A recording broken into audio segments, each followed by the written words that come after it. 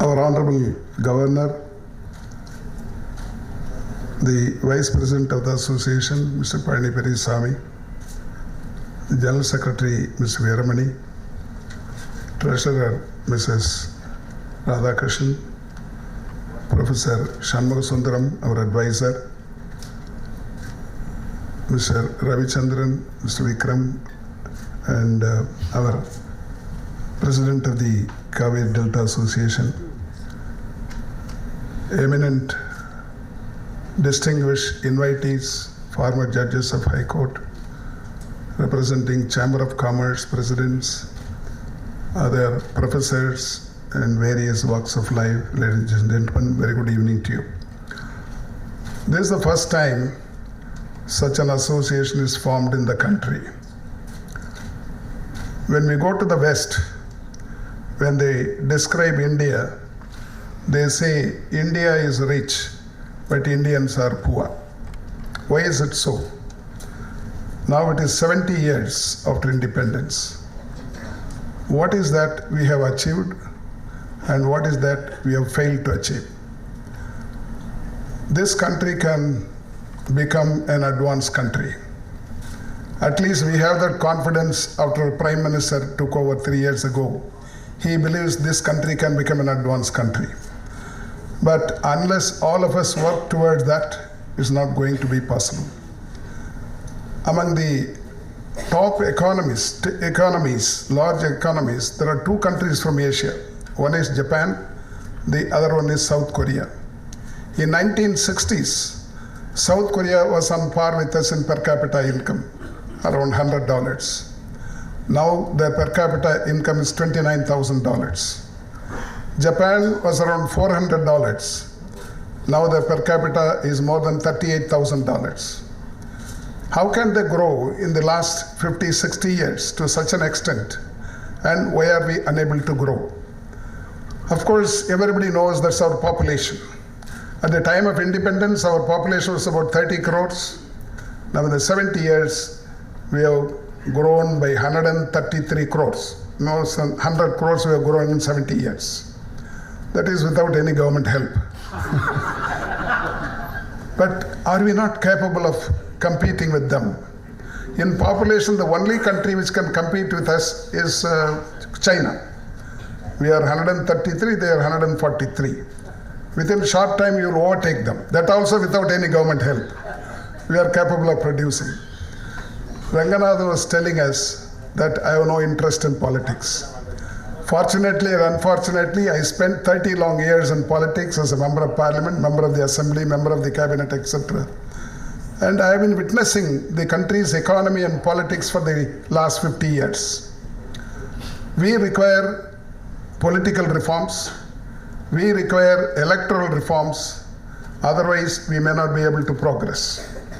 Now, the tenure of parliament and assemblies are 5 years. What do?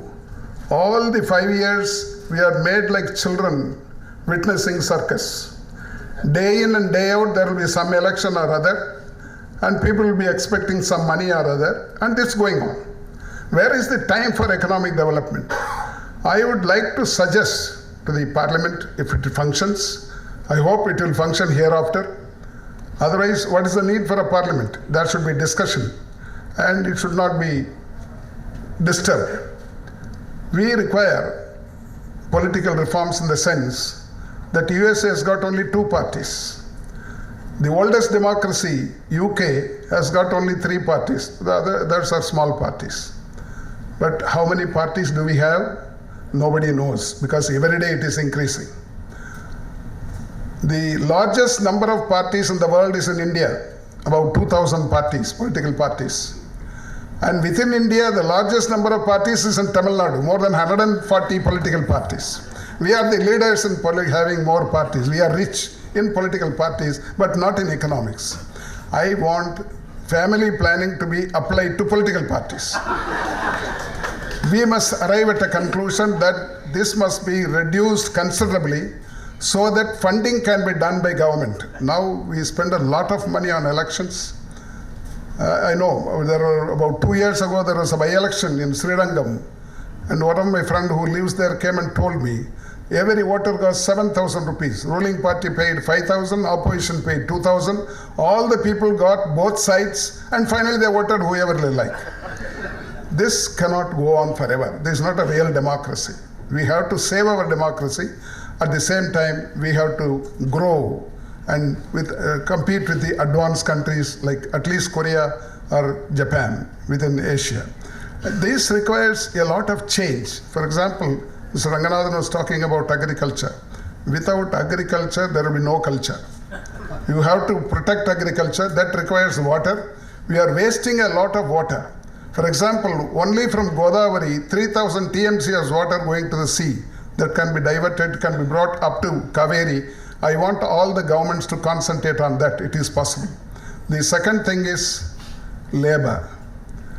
Can we import labor for agriculture? Wherever you go in the villages, I am a farmer's son, I worked in the field along with my father. They say there is shortage of labor because people who are capable of working, they don't want to go for agriculture, they want to go for 100-day work. It's called Mahatma Gandhi National Rural Employment Guarantee Scheme. Those who go for that, they never want to go for agriculture because here you have to work, there you can sleep under the tree and get money in the evening. We have spent in the last 10 years 4 lakh crores in the government of India, and Tamil Nadu alone we have spent 40,000 crores. What is the benefit the country got? The motivation was very good. When Manmohan Singh introduced it, he thought it is going to create wealth in the sector. They don't take care of rivers, they don't take care of lakes. Nothing is being done. I want this to be reconsidered. Not that I want to be stopped, but they should work and get. The government can give free things to children, old people, and physically disabled. These are the people who can get free. Others should not be given free things. They should be given a job. All able-bodied persons should work. Our work culture has to change. We want to work like US or lesser than US in working hours and working days. It has to be improved. Otherwise, we cannot compete with them. Our population is increasing. We have to feed them. And our industries also to grow. Our Prime Minister says, make in India. Every year, we are losing about $130 to $140 billion in import. Our export is much lesser than our import. So we import more. And this has to be changed in the future. That requires very good industries. Our infrastructure must go up. As I told you, all this depends upon good governance.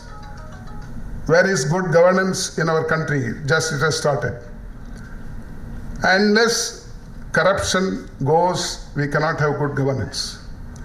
I find in some countries now they are taking action. For example, take for example South Korea. The president had a friend and the friend started misusing her power. The president has to lose the power. Now she is before the court as a criminal. She is charged. In the neighboring Pakistan, the Prime Minister was sent away from his post. Such action. China, in the last 3 years, President Xi Jinping has sent 3 lakhs of people to jail, including his own partymen, even top generals. We require strong action against corruption. Otherwise, corruption will be the stumbling block in the economic progress of this country.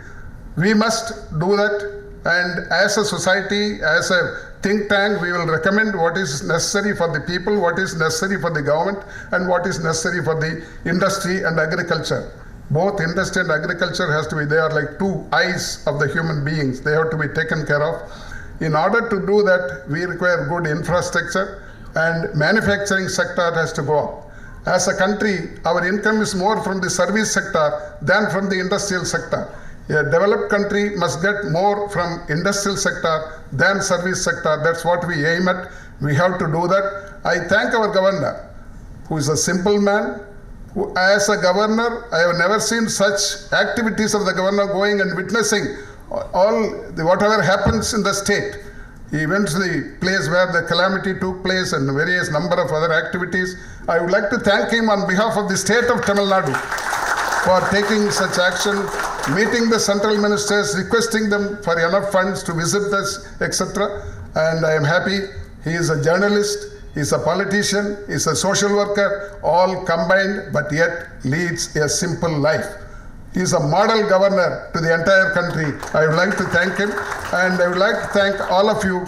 This is not meant only for Tamil Nadu. across the country, it should grow. And we must educate the people, educate the political parties. We should come together when there is a calamity. We cannot agitate at the time of calamity. The opposition, the ruling party, they are not enemies. If they are enemies, then they are taking care of themselves, not the people. They should sit together and tell the government if there is a good advice from the opposition, the government should accept. If something wrong, the opposition should point out, but they should meet, discuss, and take decisions. That's what we want. That is real democracy. We want this to happen in the country. Ultimately, it should lead to development. 1 year or 2 years political activity is necessary. 1 year before the election, 1 year after the election. The rest 3 years should be given to the people, only concentrating on economic development. Then we will also grow like South Korea or Japan. We will be able to compete with the developed countries of the world. That is our intention. We want to prepare the people, political parties, and the government towards this. That's the objective policies of the Economic Development Society. And I thank all of you, particularly the Governor, for accepting an invitation to be here to inaugurate this society. Thank you very much.